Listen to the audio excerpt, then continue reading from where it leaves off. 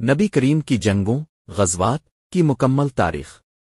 نبی کریم کی حاتم طیبہ میں دو طرح کی جنگیں ہوئیں۔ ایک غزوات، وہ جنگیں جن میں نبی کریم خود شریک ہوئے۔ دو سرا، وہ مہمات جو نبی کریم نے بھیجیں لیکن خود ان میں شریک نہیں ہوئے۔ ایک غزوات، وہ جنگیں جن میں اب شریک ہوئے۔ رسول اللہ نے کل 27 غزوات میں شرکت فرمائی جن میں بعض میں قتال ہوا اور بعض میں نہیں۔ ایک اہم غزوات کی تفصیل۔ ایک غزوہ بدر، 2 ہجری۔ تاریخ 17 رمضان 2 ہجری۔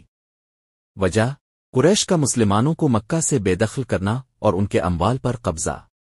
نتیجہ مسلمانوں کی فتح، قریش کے 70 آدمی قتل، 70 قیدی۔ اہم شخصیات: حضرت حمزہ، حضرت علی، حضرت عبدے، ابو جہل قتل ہوا۔ 2 غزوہ احد، 3 ہجری۔ تاریخ 15 شوال 3 ہجری۔ وجہ قریش کا بدر کی شکست کا بدلہ لینا۔ نتیجہ ابتدائی فتح کے بعد اسلامی فوج میں بے نظمی کے باعث جزوی شکست۔ اہم واقعات: حضرت حمزہ کی شہادت، نبی کریم زخمی ہوئے۔ 3 غزوہ خندق، احزاب، 5 ہجری۔ تاریخ شوال 5 ہجری۔ وجہ قریش اور دیگر قبائل کا مدینہ پر حملہ۔ حکمت عملی: حضرت سلمان فارس کے مشورے پر مدینہ کے گرد خندق کھودی گئی۔ نتیجہ مسلمانوں کی کامیابی، کفار بھاگ گئے۔ 4 غزوہ خیبر، 7 ہجری۔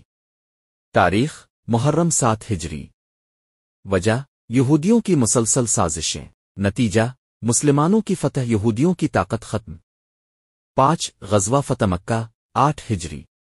تاریخ رمضان 8 ہجری۔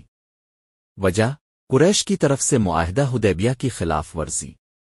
نتیجہ مکہ بغیر خونریزی کے فتح۔ 6 غزوہ حنین، 8 ہجری۔ تاریخ شوال 8 ہجری۔ وجہ ہوازن اور ثقیف قبائل کا حملہ۔ نتیجہ مسلمانوں کی فتح۔ 7 غزوہ تبوک، 9 ہجری۔ تاریخ رجب 9 ہجری۔ وجہ رومیوں کی مدینہ پر حملے کی تیاری۔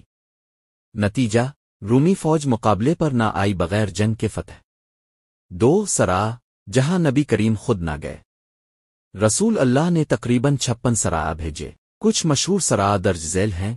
1 سریہ عبداللہ بن جہش، 2 ہجری۔ 2 سریہ زید بن حارثہ، 6 ہجری۔ 3 سریہ متح، 8 ہجری۔ اس میں حضرت جعفر اور عبداللہ بن رواحہ شہید ہوئے۔ نتیجہ نبی کریم کی تمام جنگیں دفاعی تھیں، اپنے کبھی کسی پر ناحق حملہ نہیں کیا۔ ہر غزوہ کے پیچھے ایک حکمت تھی اور ان کا مقصد ہمیشہ اسلام کی بقا اور ظلم کا خاتمہ تھا۔